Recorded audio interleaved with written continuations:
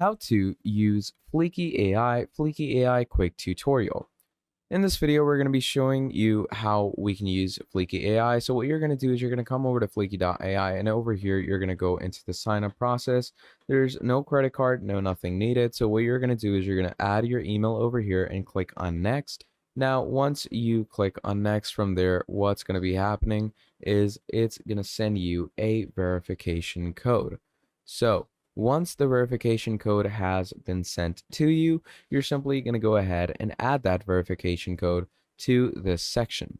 So you're just going to wait for the verification code to reach your inbox, and once it's there, mine just reached me, you are going to go ahead and write the code down over here. So in my case, it is 757429. Now once you add it, we're going to click on verify, and once we click on verify, here it says email verified successfully.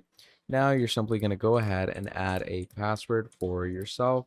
Once you do that, you're going to go ahead and enter your name and then click on finish. Okay, so once we do all of that, that will set us up with Fliki AI, and from there on out, we can use Fliki AI's full capabilities like text to video, AI voiceover, idea to video, AI avatar, text to speech, voice cloning, and a whole lot more.